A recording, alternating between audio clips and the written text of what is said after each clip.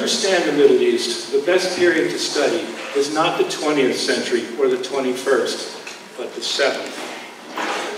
Islam is a religion of 1.7 billion people, about 24% of the Earth's population, from Morocco on the Atlantic to Indonesia on the Pacific, and only 1/5 of them are Arab.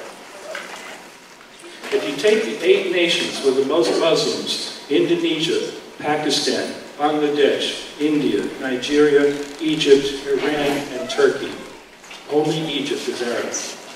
There are 30% more Muslims than Catholics, 3 times as many Muslims as Protestants, and 90 Muslims for every Jew.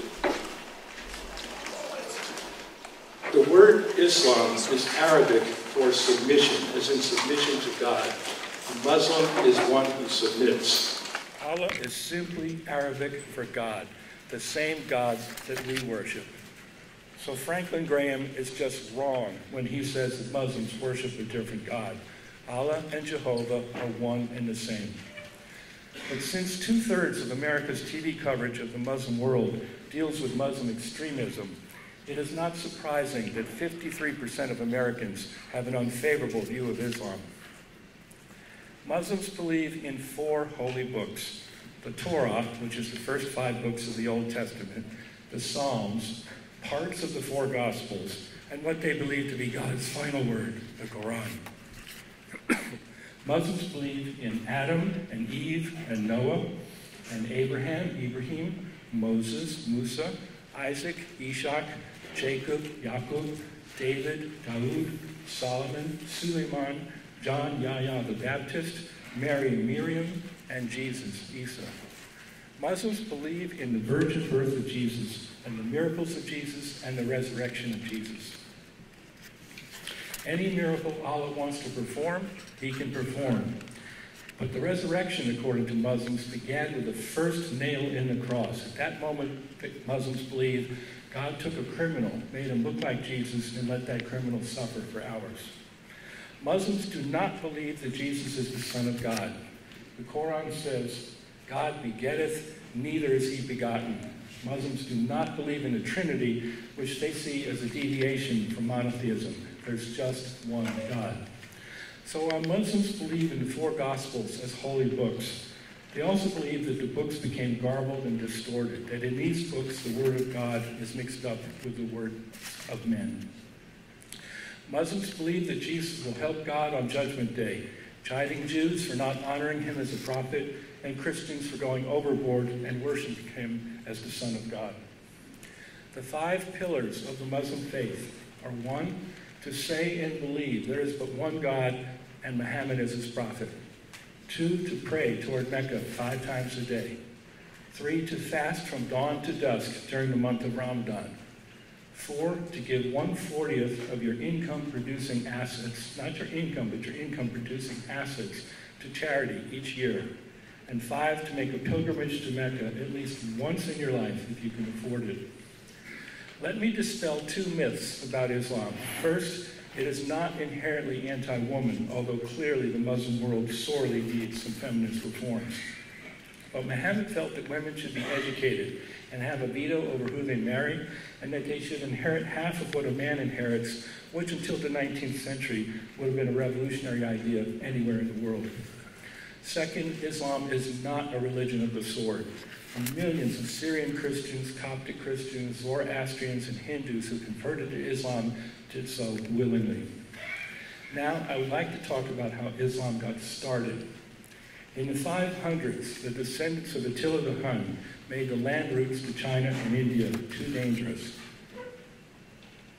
So Chinese silk, Indian spices, and African ivory were shipped to Yemen, where the Indian Ocean meets the Red Sea.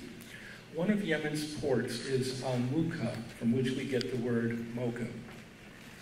In Yemen, huge and well-armed caravans of 200 to 400 camels shipped silk, spices, and ivory to the cities of Damascus and Gaza and returned with gold and grain. Caravan, by the way, is a Persian word, caravan.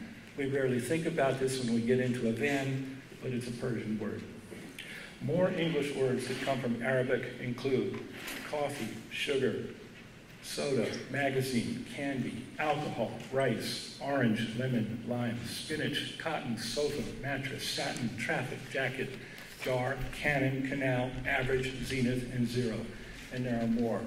And what this proves is that for centuries, the Arabs were the most civilized part of the world. It hasn't been true for a while, but it was true for a long time, a while ago. Mecca is halfway between Yemen and Syria.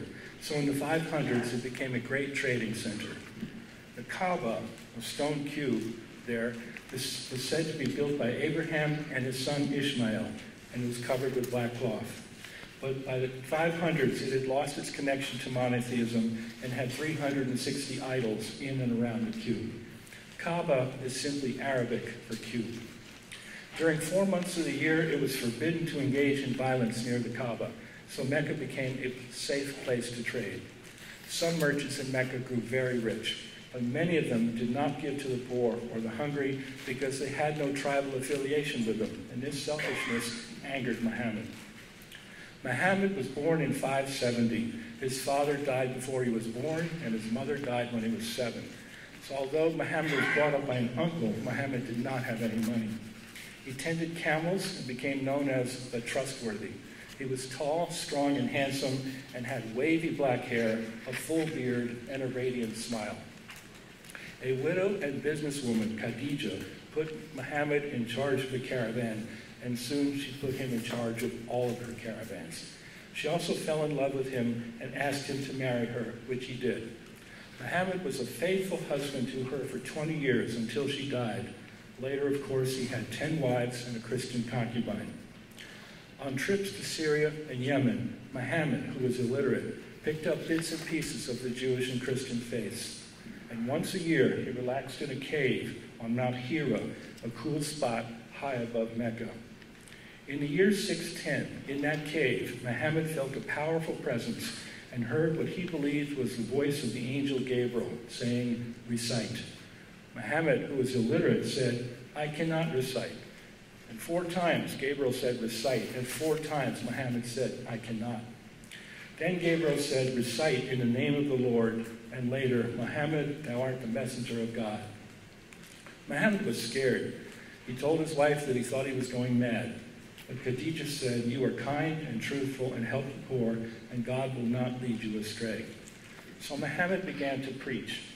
There are not spirits or demons or 360 idols, but just one God, a God who will judge us on Judgment Day. In the West, we have been monotheistic for 3,000 years, so we rarely pause to think about what a liberation monotheism is. If you believe in many gods, if you believe in a sun god and a wind god and a rain god and a god of grain and a god of orchards, you have to pray to them all. You have to worry about them all. You have to worry that maybe you offended one of these many gods. It's much easier to live in a monotheistic world where the only thing that matters is whether you're good or bad. The first Muslims were relatives, close friends, and slaves. Muhammad was careful to say to them, "I am only a man like you, only the God of the Word of God." Let me say this again. "I am a man like you, only the Word of God has been revealed to me." Quran is Arabic for recitation. When Muhammad felt that God was speaking to him, he would shake and moan and then tell his followers what God had told him. They wrote the words down on parchment if they had some, or if not, on wood, leather, or bone. After Muhammad died, his followers, known as the companions of the Prophet, collected all these verses into a book, the Quran. It is about the same length as the New Testament.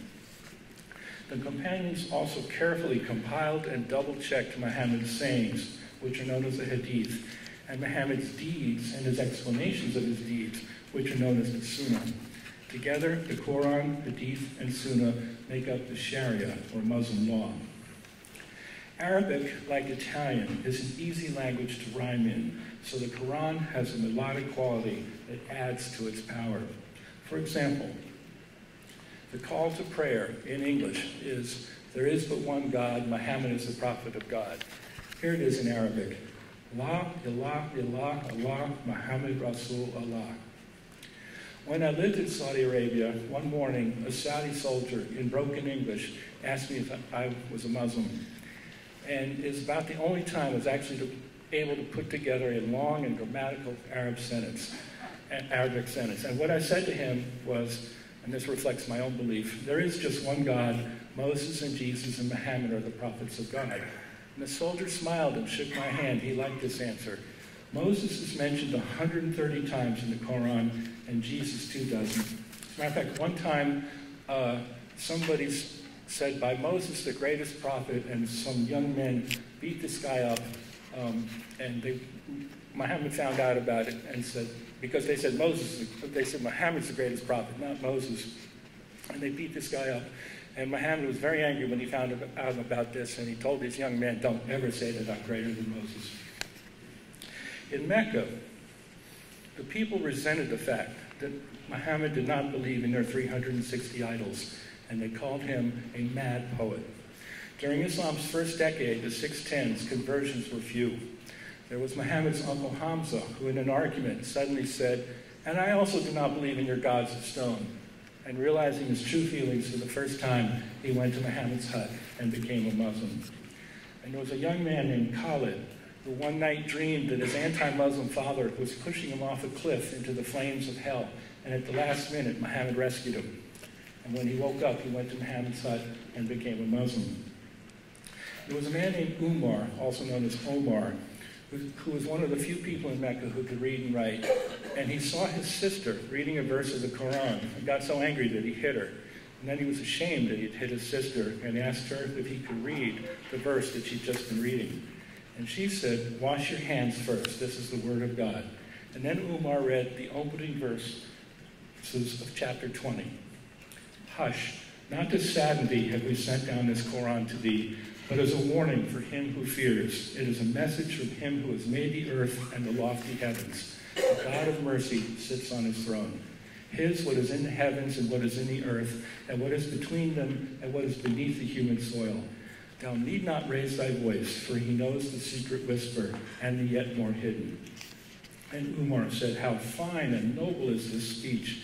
And he promptly went to Muhammad's home and became a Muslim. Muhammad also won converts by the example he set. He was kind to slaves and to the elderly and to animals. In 619, Muhammad's wife and uncle both died. The new head of Muhammad's tribe did not like Muhammad's preaching and found an excuse to end his obligation to protect him. It was a dangerous time for Muhammad, and some people threw dirt and garbage and sheep innards at him.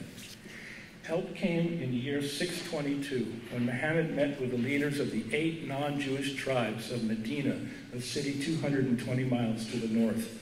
They were thrilled that there was now an Arabic scripture and that they wouldn't have to feel inferior to the city's 3 Jewish tribes anymore. The 8 Arab chiefs invited Muhammad to Medina to be an arbitrator among their quarreling tribes. In return, they promised to worship only Allah and to give the Muslims their protection.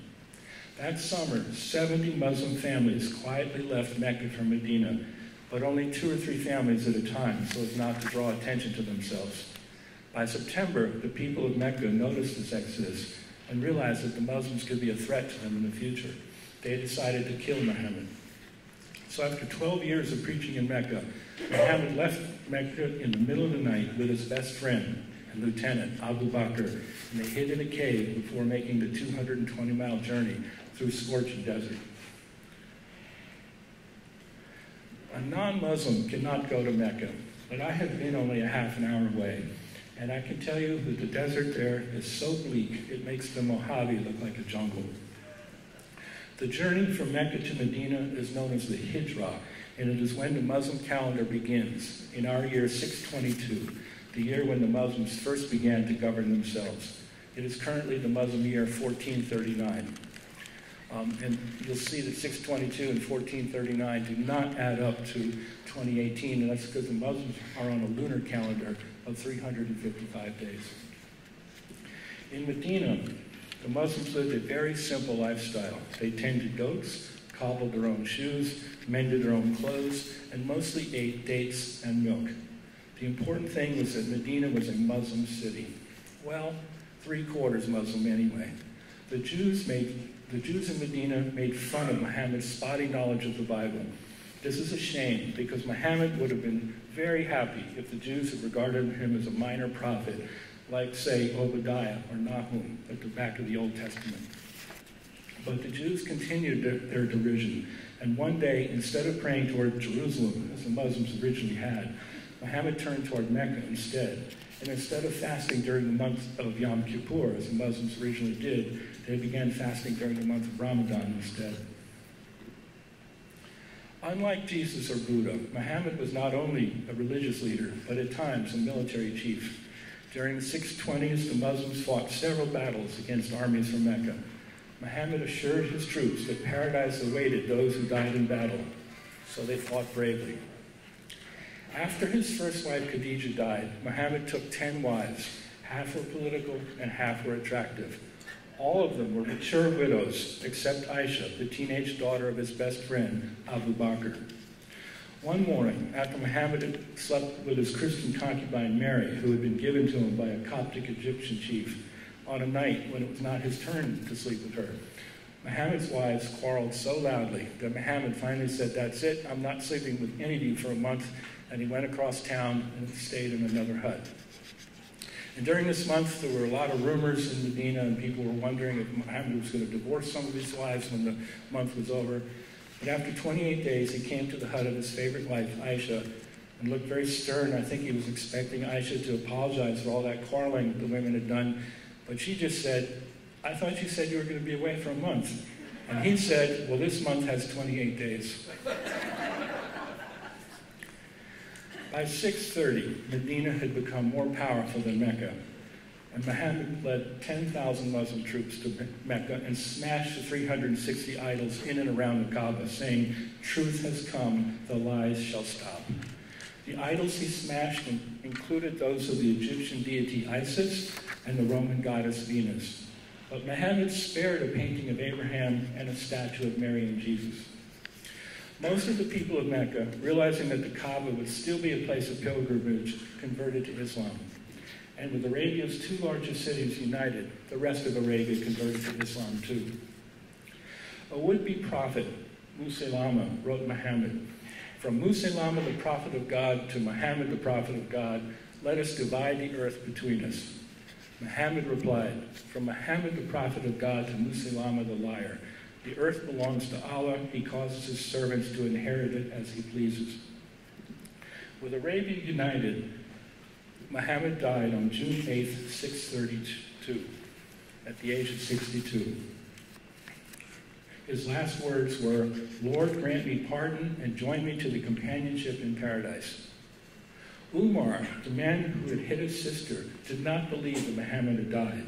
Waving a sword, he said, "Muhammad will return as Moses returned from Mount Sinai, and I will cut off the arms and legs of anyone who says he's dead."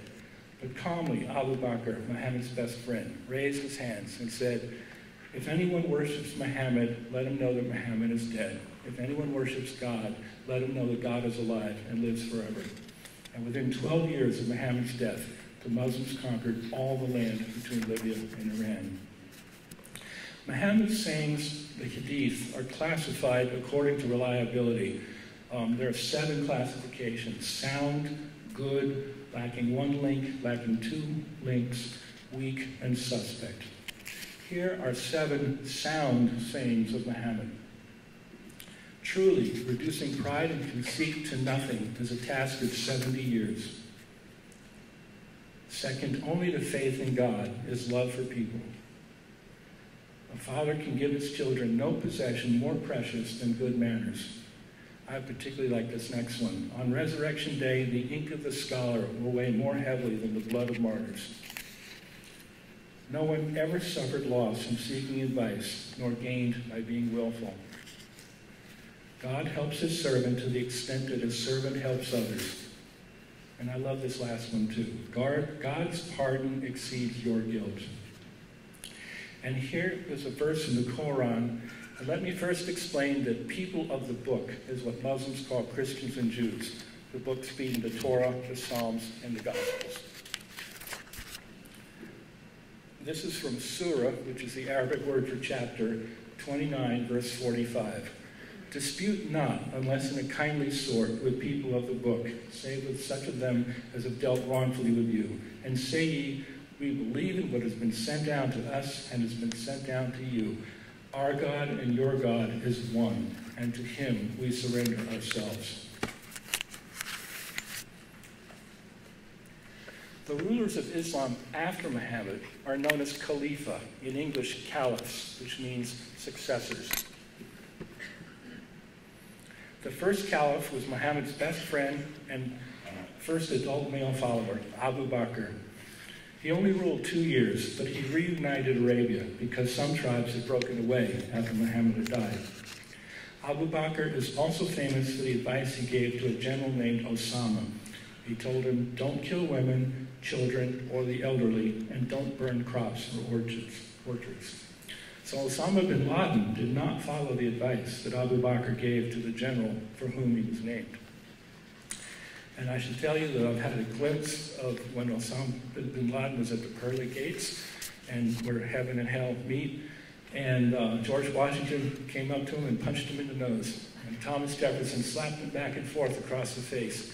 And James Madison kicked him in the groin, which caused him to fall. And James Monroe took a running jump and stomped on him. And bin Laden was in agony at this point. And an angel appeared, and bin Laden said, this is not what you promised me. And the angel said, yes, it is. I promised you an eternity with 72 Virginians.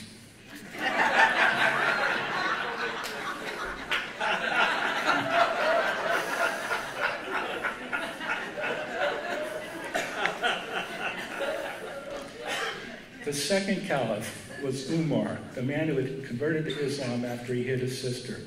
He ruled the Muslims for 10 years, from 634 to 644, and many people consider him to be the second greatest Muslim. Umar was tall, blunt, and had a fiery temper which he seems to have controlled once he became caliph. Once, when Muhammad was alive, Umar heard the Prophet's wives quarreling loudly and went into Muhammad's home to see what was the matter.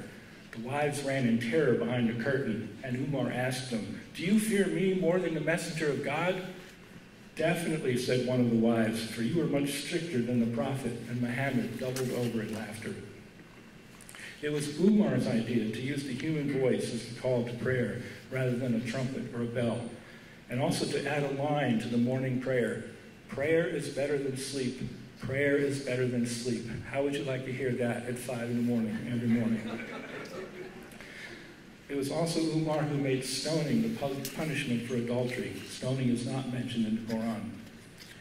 Umar was completely accessible. He listened to anyone who wanted to talk to him and said, I am your servant and you should question my actions. One of Umar's first acts was to expel the Christians and Jews from the Arabian Peninsula. The reason for this is that when Muhammad was dying, he said, let there not be two religions in Arabia. Umar decided to enforce this. The Jews and Christians were paid a fair price for their land and were given several years to leave, but Arabia was going to be a land for Muslims only. Because Muslim troops were so brave, they overthrew the Persian Empire, which in the 630s had already been tottering, and slowly the Persians converted to Islam. In 636, General Khalid ibn al-Walid surrounded Damascus and then took the city when some Syrian Christians, who were tired of being discriminated against by Greek Orthodox Byzantine Christians, opened the gate and let the Muslims in. The next year, the Byzantines sent an enormous army of 50,000 men to take Syria back. Khalid retreated into the desert and waited for a sandstorm. And when it came, he told his men, paradise is before you, hell behind. Fight and you will live in gardens, flee and you will burn in hell. The Muslims who were used to the desert massacred the Byzantines, who could hardly see, and drove them from Syria and Palestine forever.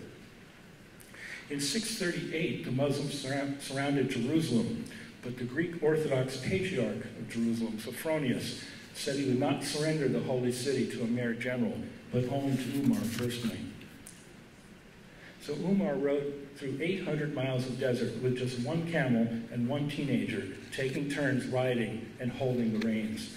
The people of Jerusalem had been expecting to see a mighty conqueror, and instead they saw a humble Bedouin with just a single camel, and when he entered Jerusalem's gate, he was not even riding the camel, but pulling the reins. Umar's first order was that the Jewish Temple Mount be cleaned of the garbage that Christians had allowed to pile up around it, and he even helped carry trash away himself. The Muslims held Jerusalem for 461 years until Crusaders took it in 1099. And in 691, the Muslims completed the Dome of the Rock, which is where they believe that Muhammad left a footprint before he ascended to heaven. In 1244, the Muslims regained Jerusalem from the Crusaders and held it for another 7 centuries until the British took the city in 1917. So Jerusalem was a Muslim city for 1,134 years. As you know, from 1917 to 48, it was governed by the British, and from 1948 to 1967, it was divided between Israel and Jordan. The loss of Eastern Jerusalem by the Muslims in 1967, in my opinion, is the single greatest cause of the rise in Muslim anger and in Muslim fundamentalism. The Al-Aqsa Mosque, by the Dome of the Rock, is the third holiest site in Islam after the Kaaba in Mecca and the Prophet's Mosque in Medina. For it to be under Israeli control is humiliating, rather like how Catholics might feel if Libya crossed the Mediterranean and put the Vatican City under Libyan administration. In 644, 6 years after the Muslims took Jerusalem, and 2 years after they took Alexandria in Egypt, a Persian slave, Abu Lulu, complained to Umar about having to give his master 2 silver coins a day out of his earnings as a carpenter. Umar told the slave that with a carpenter's income, he could afford this. The next day, Abu Lulu stabbed Umar with a dagger during the morning prayer and then killed himself. Before he died, Umar chose 6 men to decide from among themselves who the next caliph would be. His last words over and over were, "There is but one God, Muhammad is his prophet." My favorite saying of Umar's is one I remember whenever I hear about anybody like Eliot Spitzer or John Edwards. It is easier to abstain from sin than to endure the agony of shame. The 6 prominent men picked by Umar chose Uthman as the 3rd caliph. Handsome and elegant, he came from a rich family, yet was one of the earliest converts to Islam. He was very kind and likable, but also weak. He ruled 12 years, but appointed too many of his relatives, who admittedly were better educated than most of the other Muslims, as governors and administrators. Many soldiers resented taking orders from Uthman's relatives. In 656, soldiers from Egypt and from Iraq, which even then was an unruly place, arrived in Medina and demanded that Uthman stop his nepotism. The troops surrounded Uthman's house, and several weeks later, rebels broke into the house and killed Uthman with an axe while he was reading the Quran. At this point, there was only one man in Medina who was admired both by the people of Medina and rebellious troops, Ali. So Ali became the 4th caliph. Ali was Muhammad's cousin, but Muhammad also adopted him when he was 5 because Ali's biological father could no longer afford to raise him. Later, Ali became Muhammad's son-in-law when he married one of Muhammad's daughters, Fatima. So Ali was Muhammad's cousin, adopted son, and son-in-law. As a young man, Ali was so strong that in battle he could take a sword and slice right through an enemy soldier. As a grown man, he knew more about the Quran and the sayings and deeds of Muhammad than anyone else. Ali led the Muslims for 5 years, from 656 to 661, and was the 4th and last of what the Muslims call the rightly guided caliphs. Ali is particularly revered by the Shias. 87% of the Muslims are Sunni, which means Orthodox, and 11% are Shia, or sometimes called Shiite, which means partisan, as in partisan of Ali. Shias believe that the caliphs were not supposed to be chosen by prominent Muslims. They believe instead that the caliphate should be a hereditary office, so that after Muhammad died, the first caliph should have been Ali, followed by Ali's descendants. Here is a mnemonic. Shia is a short 4-letter word, and Ali is a short 3-letter name. The Shias are partisans of Ali. Shias believe that Muhammad is the messenger of God, and that Ali is the executor of God, implementing God's will. Shias believe that God created a divine light that he put inside Adam's backbone, and passed down the generations through Abraham and then more generations until finally the light split inside Abdul Muttalib, who was the grandfather of both Muhammad and Ali. Today, there are 180 million Shias, including 90% of Iran, 65% of Iraq and Bahrain, 45% of Lebanon, 25% of Kuwait, 13% of Pakistan, Afghanistan, and Syria, and 9% of Saudi Arabia, United Arab Emirates, and Turkey. Iran is 90% Shia because in the 13 and 1400s, the Mongols found that the Shias, who were in the minority then, to be more cooperative because the Shias had long been discriminated against by the Sunnis, who were in the majority in Iran at that time. So the Mongols favored the more reliable and loyal Shias with better jobs and more fertile land, and this led many Persians to convert to Shiism. Eventually, after 200 years of Mongol rule, the Shias, and not the Sunnis, were the majority in Iran. In 656, Ali should have punished the troops that surrounded Uthman's house and killed Uthman. Instead, he appointed the leaders of these troops to be the governors of Iraq and Egypt, and merely suggested that Uthman's sons file a suit in court. To many, Ali made himself look like a beneficiary of Uthman's murder. In Damascus, Uthman's cousin, Muawiyah, nailed Uthman's bloody shirt to a pulpit and demanded of Ali either punish Uthman's assassins or accept responsibility as an accomplice. Ali tried to fire Muawiyah as governor of Syria, but Muawiyah had more troops than Ali did and refused to budge from Syria or Palestine. Ali and Muawiyah were on the verge of the civil war, and later it was a dispute between their sons, Hussein and Yazid, that led to the Sunni-Shia split. But before Muawiyah and Ali's armies began to fight, Ali was assassinated by a Qajarite, the Muslim equivalent of an anarchist. It was the third assassination of a caliph in 17 years. Today, Shias see Ali as a good man, religious man, defeated by life's realities. Here are two sayings of Ali. Beware of anger, for it begins in insanity and ends in remorse. Sorry, it looks like I was a slide behind. And another saying of Ali, some pray to seek rewards. This kind of prayer is from traitors. Some pray out of fear of hellfire. This prayer is from slaves. Those who think clearly pray to thank God for his blessings and mercy. Muawiyah became the fifth caliph in 661. He had already served as governor of Syria for 22 years, originally appointed by Umar. This is how he described his method of governing. If I have to use my sword, I will, but I never use my sword where my whip suffices, nor my whip where my voice is enough, nor my voice if I can use my money. He often used money to win over tribal leaders, and when an aide complained that he was spending too much money, Muawiyah said, war costs more. Many of Muawiyah's soldiers and administrators were Christians, grateful not to be persecuted any longer by the Greek Orthodox Byzantines. Muawiyah also let Christians and Jews have their own judges. Muawiyah also instituted the world's first withholding tax, deducting 2.5%, 1/40th, from pensions as money for the poor. He also had a particularly ruthless governor in southern Iraq, Ziyad. Ziyad said, whoever breaks into a house, I will break into his heart. He had 4,000 policemen and spies, and they executed many Iraqis. When I lived in Saudi Arabia, some Saudis told me that the Iraqis were an unruly people and could only be governed by a vicious ruler like Ziyad or Saddam Hussein. This is how Muawiyah won Ziyad's fanatical loyalty.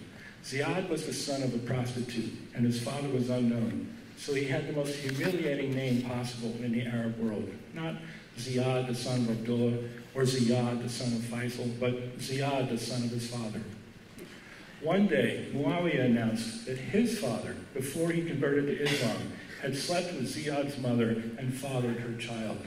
Ziyad the bastard was suddenly the half-brother of the caliph and belonged to the most prominent family in Islam. And from then on, he was fanatically loyal to Muawiyah. In 663, Muawiyah's troops conquered Kabul, Afghanistan, when an archer killed an enemy elephant just as the elephant was coming out of the city gate.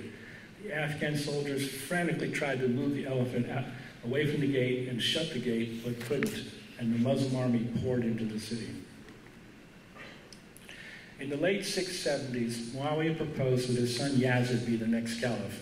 But in Medina, the sons of Abu Bakr, Umar, and Ali said no, a caliph is not a hereditary monarch. So when Muawiyah formally designated his son as the heir apparent, it was the end of Muslim theocracy and the beginning of Muslim monarchy. It was also the beginning of the Sunni-Shia split, because after Muawiyah died in 680, Ali's second son, Hussein, challenged Yazid's right to be the sixth caliph.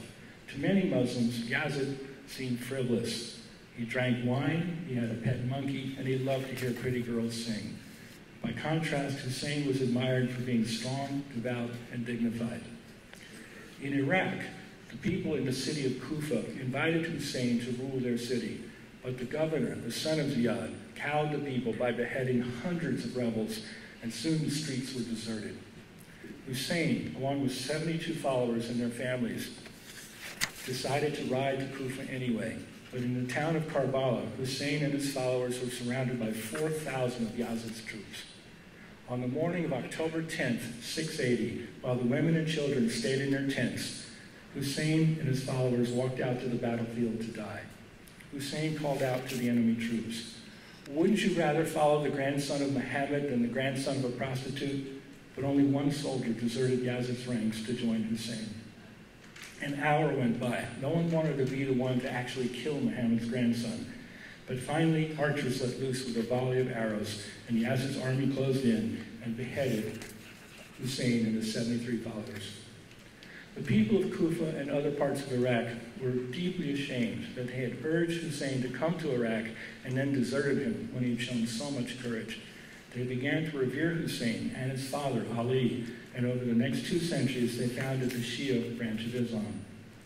Today, in Iran and in southern Iraq, during the lunar month of Muharram, there is a 10-day period of mourning, fasting, and parades where young men take to the streets and whip themselves while they sing hymns of grief for Hussein. Shias believe that Ali's great-great-great-great-great-great-grandson, Hassan al-Askari, married a Byzantine princess named Nargis, who was believed to be a descendant of St. Peter, who, after all, had been married before he met Jesus. Their son, Muhammad al-Mahdi, became the Shia's 12th leader, or 12th Imam, in 874, after his father was poisoned to death by agents of a corrupt caliph. Although al-Mahdi was only 5 or 6 years old at the time, he said a prayer at his father's funeral, and then he disappeared.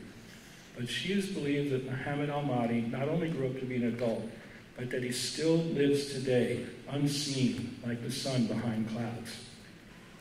Eventually, Shias believe al-Mahdi will return to earth with Jesus at his side. And the two of them will establish peace and justice throughout the world just before Judgment Day.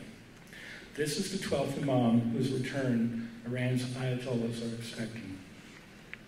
Today, many Shias pray to al-Mahdi and other Shia saints as intermediaries between God and man. But Sunni Muslims condemn this practice as idol worship. And that's why many Sunnis despise the Shias. So if you can imagine in the 19th century, this is a 20th century photo, but imagine in the 19th century, a Puritan Protestant minister is looking at an Irish immigrant kneeling before a statue of Mary. The Puritan minister reveres Mary, but regards kneeling before a statue as idolatry. That is the dynamic between Sunnis and Shias today. Now, I'm going to whip through 1,000 years of Muslim history in 3 or 4 minutes. But before I do, I want to tell you about the elderly Muslim man who emailed his son. He said, "My son, it's time to plant the tomatoes, and I'm too old and tired to dig up my garden." And the son emailed back saying, "Dad, please don't dig up the garden because that's where I buried the thing." Within an hour, the CIA, the FBI, the Department of Homeland Security, and the local police were at the garden looking for the thing. They dug through every square centimeter of the garden for hours. And finally, when it was night, they went home realizing there was nothing in the garden. And the son emailed his father and said, "Dear Dad, I trust by now the garden is all dug up."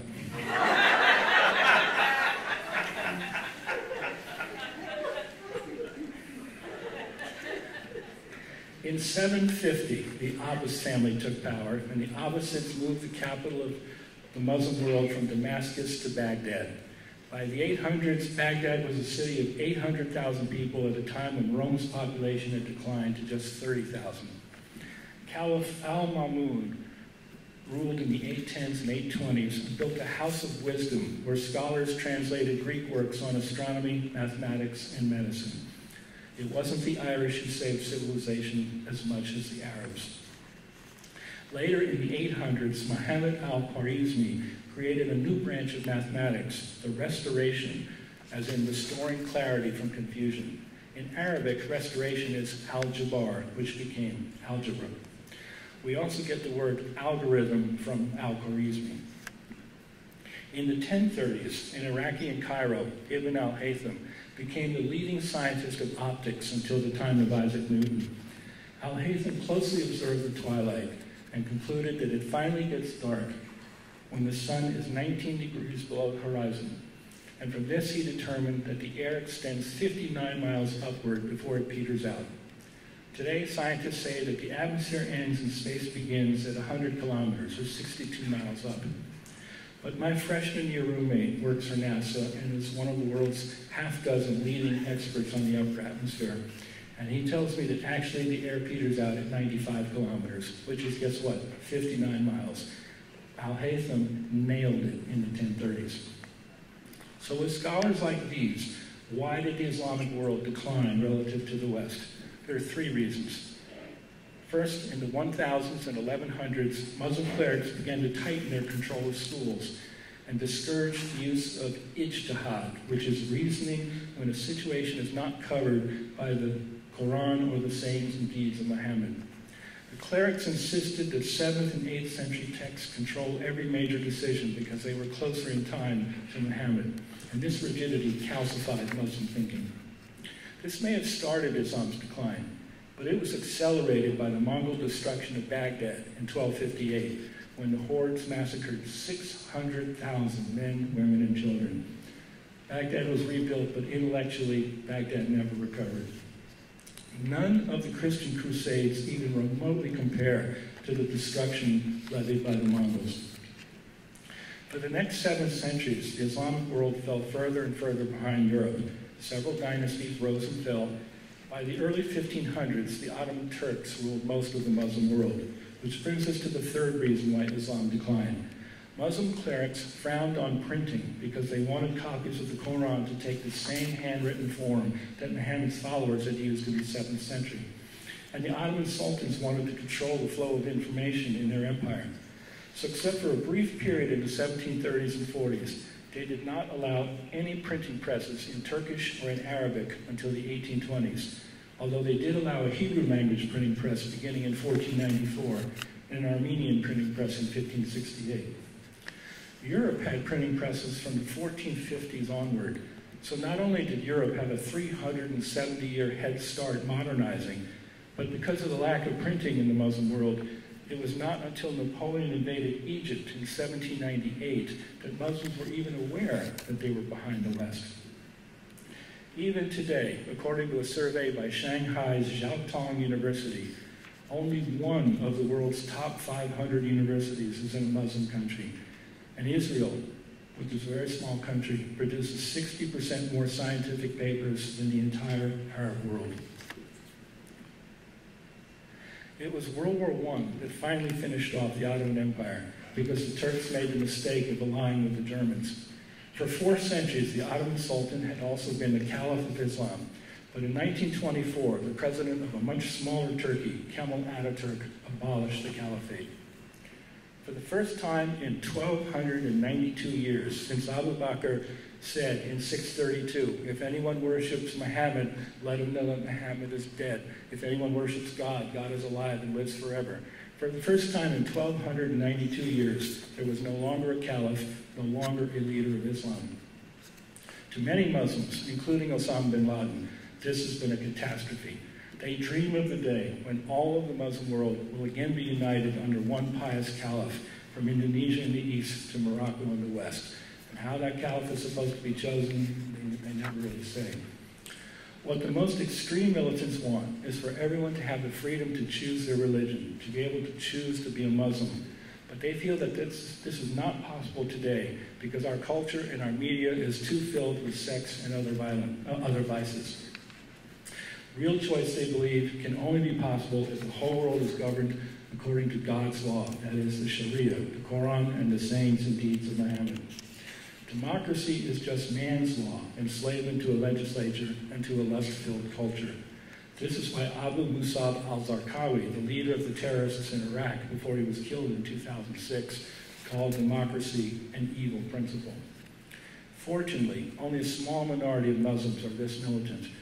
In a poll in Saudi Arabia in the 2000s, for example, only 4.7% of the people wanted Osama bin Laden to have political power, and 92% thought it was a bad idea. In my own personal experience, of the hundreds of Saudis I met, only one supported terrorism, and even he changed his mind as he got to meet more and more foreigners.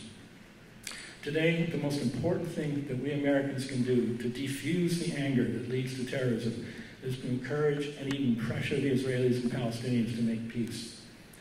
As a start, it would be very helpful if control of the Al-Aqsa Mosque, the third holiest site in Islam, could be transferred from Israel to the United Nations. This will be difficult to do, however, because it is next to and partly above the Jewish Temple Mount, but it must be done.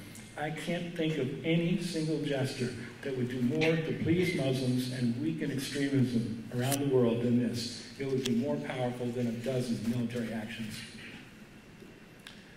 I hope you enjoyed my talk. If anyone here would like me to give all or part of this talk to another audience, just come and ask me for my card. I would particularly like to give this talk to soldiers and sailors before they go to the Middle East, because I have the feeling that many of them are hearing dry lectures when what they really need is to hear these wonderful stories. If any of you have any connections to the military, please do come and ask me for my card.